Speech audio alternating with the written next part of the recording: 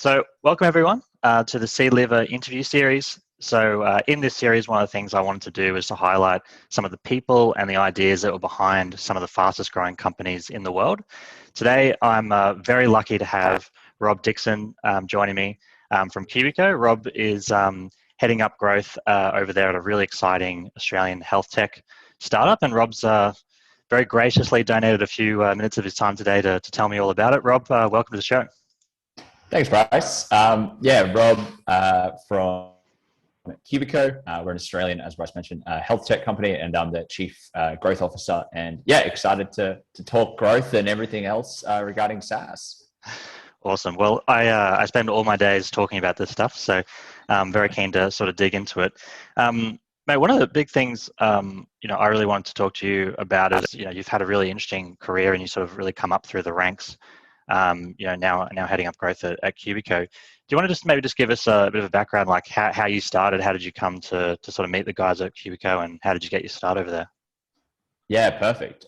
So I worked at another SaaS company in Brisbane, Australia. I headed up everything there for about 3.5 years regarding healthcare. So the size of that company, we had to split the sales teams in different verticals. So I looked after everything regarding sales, marketing, and helped regarding some customer stuff regarding healthcare. Cubiko is a healthcare data analytics platform and was a partner of the company. So we integrated. I've known Cubiko pretty much since inception. Chris, the CEO and co-founder, I've known him for a number of years, partnering them with the previous company. My interview was really just catching up with Chris one time for lunch when I was at the company, and he told me about this new role they had at Cubiko, more of a sales role. And I said, look, I'd love to do that, but regarding where I'm keen for where my journey wants to go, more of a growth and sales, marketing, customer success, bringing that all together.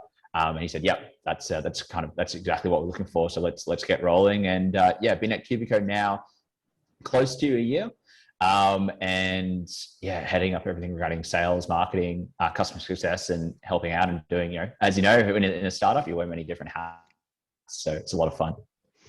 So it wasn't like a sell me this pen type interview? It didn't sit you down like, all right, Rob, if you're going to take us to the moon, sell me this pen?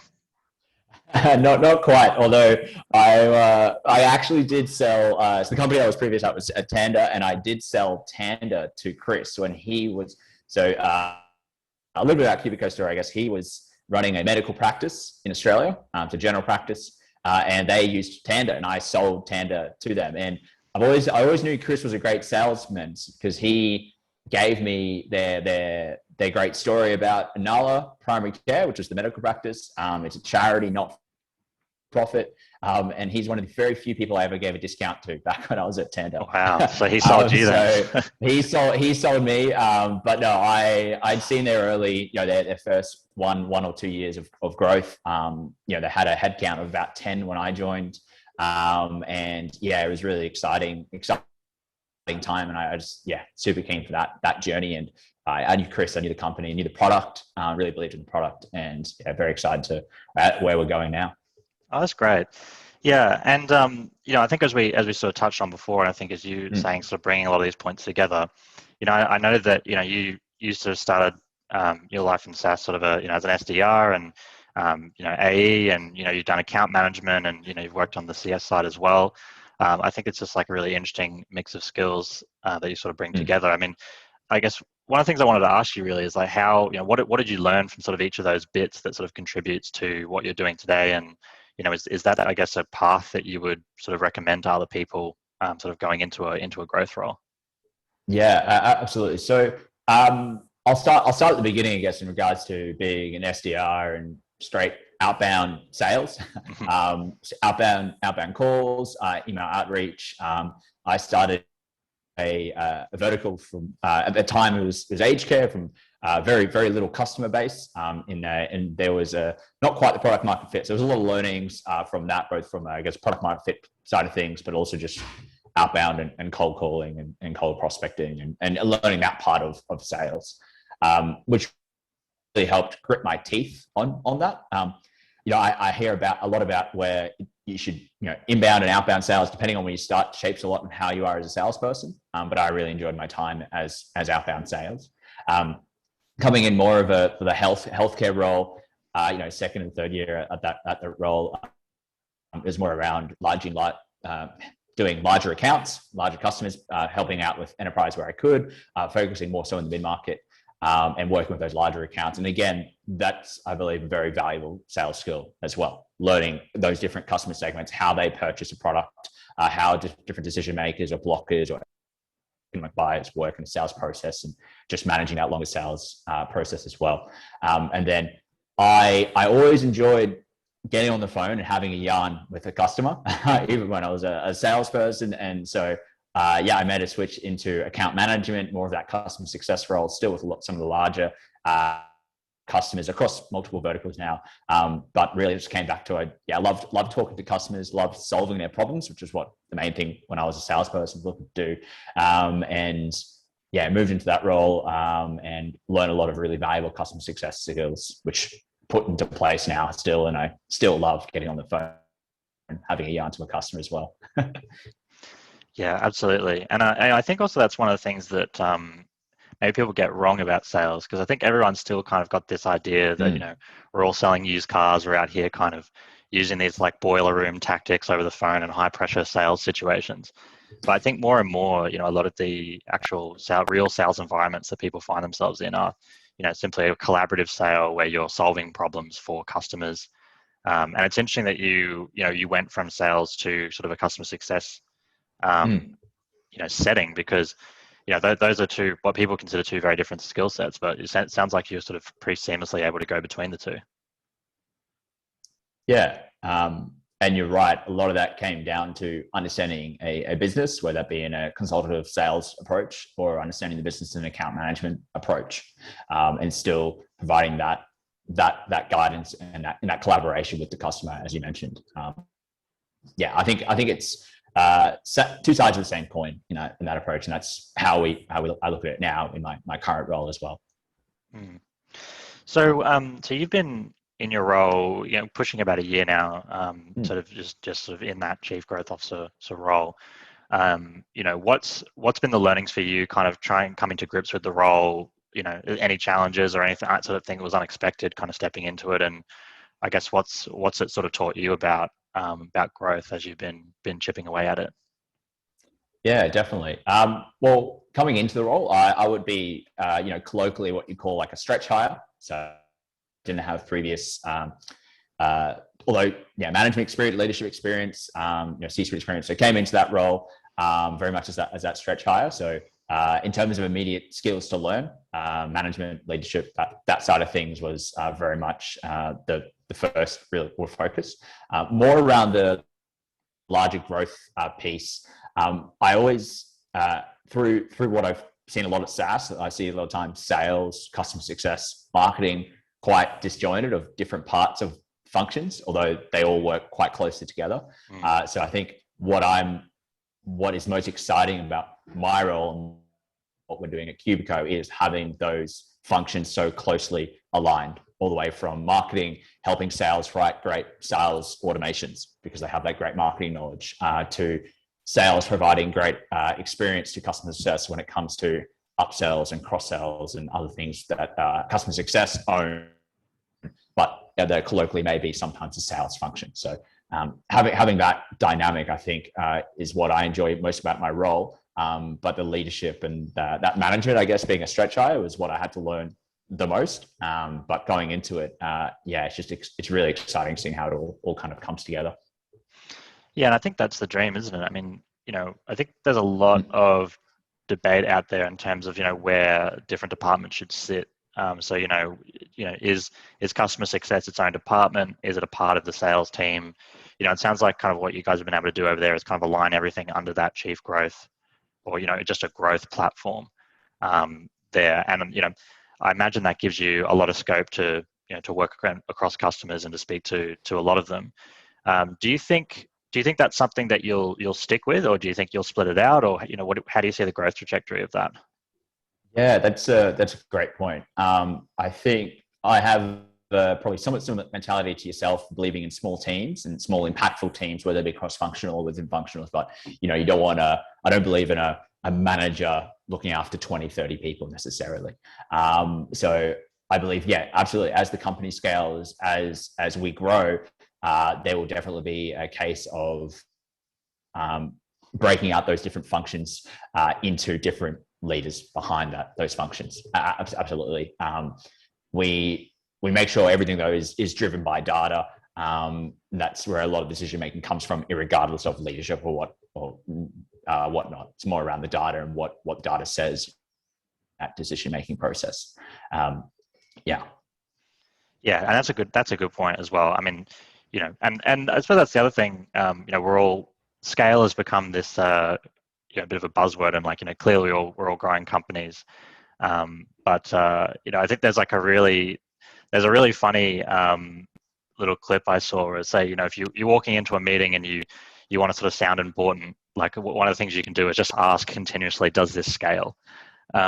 Which sort of implies that everything we do has to scale infinitely, and that there isn't any room to sort of grow the company and change structures and all of that. But it sounds like you've got a bit of a winning recipe there. One of the things I actually thought then on that scaling point was I wanted to ask you, just because I think a lot of people have different opinions of it. When people tell you or talk to you about scaling Cubico, what does that mean? Is that for you guys? Is it you're trying to scale out headcount? Is a big focus on revenue, customer growth? I mean, what's kind of the main thing that you guys are focusing on over there? Yeah, absolutely. Well, I guess I'll give a little more insight into the product and industry, and that helps understand the broader growth story. Mm-hmm. So we're data analytics, out of the box business intelligence, essentially for medical practices in Australia. We integrate with a number of systems. We integrate with what's called a practice management system. Essentially, our addressable market is roughly 5,000 businesses, which for a SaaS company can be a little bit scary. That's our total addressable market right now in our early stage of growth. So a niche within a niche, which is both powerful from marketing, sales, customer success person, having that vertical and domain knowledge within that niche. But then with total addressable market, I believe that is one of the key underpins for successful growth, is expanding that total addressable market with a formula that we've applied to our current market. If we go to other streams within the broader healthcare industry, and having further integrations with those platforms within those systems, I believe that the biggest key to our growth will have creating a formulaic way to address those markets and to get product market fit and to sell and support those customers in a efficient and meaningful way. So I from a growth point of view, I think just us nailing that in each market as we expand is one of the big underpins of our growth. Now, in regards to your original question around headcount, that's a factor. I'm not a huge believer, though, that you necessarily need to just continue to add people to a problem or people to a process to improve it. I believe it's just more around having a great product team. Building a great product will outweigh any amount you can put into a headcount. Just having and solving those problems in a really meaningful way, I think, is the main way to do that. Yeah, the TAM point, I think, in terms of imagine you've got these pools of customers that you can kind of go into, that's such an interesting sort of market development part, isn't it? Because you can go, you can blow out the TAM and you can say, we want to sell to everyone in healthcare. And then you're competing, I imagine, with, massive companies, massive players, very well capitalized groups out there with great tech. Niching down allows you to kind of solve those really specific problems that adds lots of value. But then you're sort of limiting that down. So I guess what you're saying is, finding other pools that you can potentially shift, horizontally across into, but still bringing the same sort of approach and solving some of those other problems will probably help you, I guess, expand that moving forward. Absolutely. And I think one of the other, just add another comment on that, around one of the great strengths of being in a niche or within that vertical is around not just the product solving that problem, but the very specific expertise of the team, whether that be the product team or sales or marketing or customer success team, but understanding the customers, the personas, the actual businesses. When you only have to focus on one and a handful of personas around that, it's quite easy then to pick up the skills and really understand that as well. Mm. Yeah, no, that's so true. The team is everything, isn't it? And like, actually, that's probably why you see a lot of acquisitions as well. At least historically, yeah, there's like an acquisition removing competitors from the market, getting some sort of underlying really good tech, or sometimes acquisitions are just, hey, that company has a really good team. We want to bring them on and see kind of what they'll do. Do you? I guess that's a good question. Like, how do you think about building the team out at Cubiko? I mean, is there we talk a lot endlessly about sort of culture and skills and all those sorts of things. I think there's a lot of different opinions on it. But do you have any sort of thoughts on how you think about building a really high quality team over there and how you address it? Yeah. So I guess one of the biggest, it's difficult in an early stage startup, I believe, because you want to hire based on attitude and those skills, but it's hard to do that without necessarily having the processes in place to then train those people. So it's kind of a chicken before egg sometimes, but vast majority of the time it's hiring on aptitude and their ability to quickly learn. As everyone working in an early stage startup would know, is that independence, ability to adapt, ability to work in ambiguity are some of the most important traits for people, because it's less about function that day and their skill set that day. It's more about how they're going to grow with your company, how the company's going to grow, because their job title, their job role, their day-to-day will change very quickly and over time. So that's, explaining that is around hiring on aptitude, hiring on how that person adapts to change, and how they can quickly learn new things and take initiative in that. I think is one of the most important factors around that hiring. We do, because we are a niche within a niche, for some of our customer facing roles, we do look for that domain expertise, whether that be past experience in a similar business to what we're selling to, or or understand that industry very well. That's what we do look for in relation to some of our customer facing roles. It's not necessarily mandatory, but it's just highly favorable. So in terms of hiring, that's what we look for. Building that broader team. We have a very virtual, although I wouldn't say it's a completely virtual team. We do have some team members who are completely virtual. So having that flexibility, that remote work is very important to us from a cultural point of view, and also from a team point of view as well. But yeah, just working with the team, having them adapt quickly to the change is kind of the main key driver to the success of the company. Yeah, that's so right. I mean, I've seen there's some good jokes in recruitment where you'll go out and you'll be like your technical recruiter, and there'll be some new programming language. Let's say it's Ruby on Rails or something. Like, yeah, we want someone with 20 or 30 years Ruby on Rails experience. When the languages may have only been out and properly in circulation for 10 years or something. I think in a way, almost when you're doing something disruptive, you can't always hire in domain experience. I mean, clearly you guys have, and I imagine a lot of the domain experience is probably around like the types of businesses and the types of customers that you're selling into.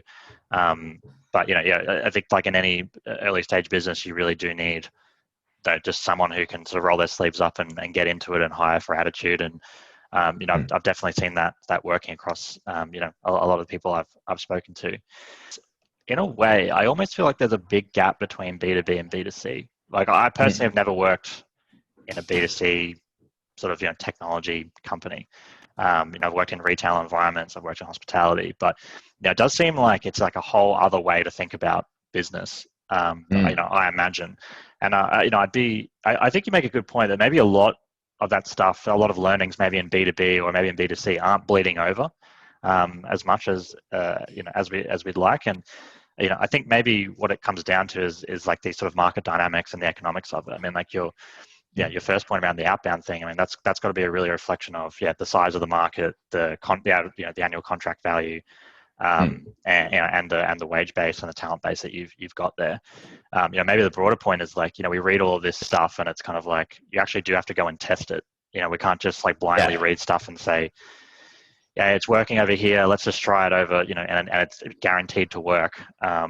so I think it's really interesting that you're able to run these experiments where you might, pick something up from, B2C sort of environment. So, okay, we're going to go and test this in our company and actually road test it and be the ones that, prove whether it works or not. I think that's really exciting.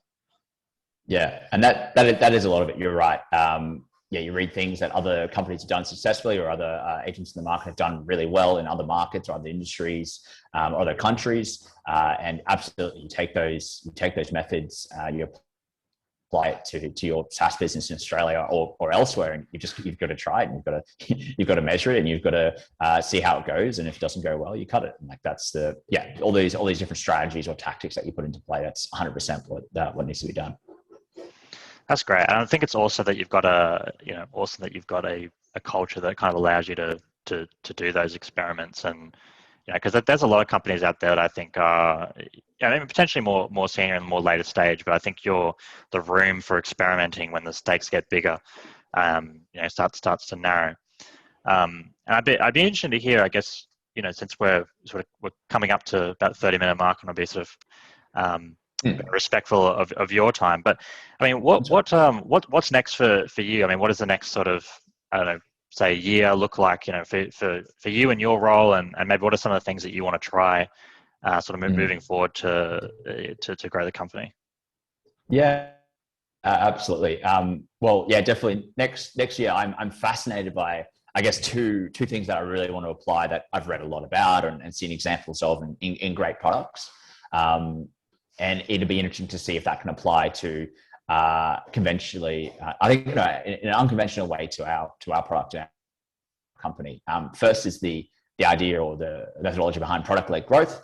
Having a frictionless acquisition model for a customer and end user to be able to pick up your product, apply your product, get first time to value, and then purchase the product in a way that is very seamless and easy to do. We're a product that requires us getting in touch with an IT provider to install an agent on a on-prem server to extract the data.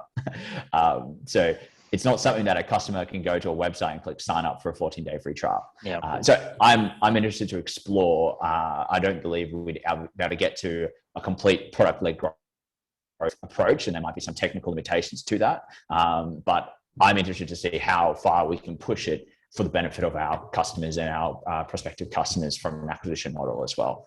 So that's one thing. I think definitely in the next year or two, not in the next 6 months, but something to explore further around that as well. And then I think within the next 6 months to year, from a marketing standpoint, it's been thrown around as well. I guess it's again another maybe catchy term, but that's product-led SEO, or having your content, your lead magnets, your blogs, having that be almost a product in itself that delivers so much value from an inbound point of view to prospective customers and to actual customers as well. And then growing that up as almost its own product. You look at HubSpot and their marketing. That's obviously a very common example of excellently inbound marketing. But yeah, product-led growth in the longer term, and in the shorter term, product-led SEO, just really building out the SEO function and lead magnet capabilities of our company, I think is one of the core things to do in the immediate term. Mate, both of that sounds very exciting, and I think that is like a big challenge that you guys have. And I think we take it for granted. I think in software that we can just build something and deploy it immediately to people. I mean, for my background, I came from electronic engineering, where you make a circuit board, you send it away to China, it comes back, a few weeks later on a ship. Maybe if you've got the technology to print it on site, then you've got it maybe within 24 hours. But I think a lot of people probably don't realize that, there's actually like this whole class of software out there where, it does require, still to be deployed on premise. And I think that's a really interesting challenge that you're tackling there. But mate, I feel like I could speak to you about this stuff all day, and hopefully have a bit of a chat offline as well. But maybe just to wrap up, if anyone sort of like listen to this, they're saying, Rob's got some good ideas, and they want to pick your brain about it, or they just want to learn more about Cubiko and some of the challenges that you guys are solving and how you're helping the healthcare sector in Australia. I mean, where's the best place for them to, I reach out to you, both sort of professionally and what's the best way to get in touch with Cubiko? Yeah, definitely. Myself, I'm open to any discussion regarding whether it be feedback or even just talking SaaS in general. I love the industry and I love learning more about it. And I believe that's through talking to others like yourself, Bryce. So reaching me on email at robert.dickson at cubico.com.au. That's probably the best way to reach me, or finding me on LinkedIn and adding me on LinkedIn. I'm quite active on there. And then for Cubico, just visiting our website, www.cubico.com.au. Easiest way to find the company and learn more about what we're doing in this space, which is really exciting, and interact with us on there as well. Awesome. Thanks, Rob. Thanks for being so generous with your time. And really looking forward to version 2 of this chat. Hopefully down the line we can talk more about your product-led growth strategy. No, I appreciate it, and you're doing awesome things over there as well, Bryce. So yeah, glad I could be a part of it, and really, really keen. Cool. Thanks, mate. No worries. Thanks.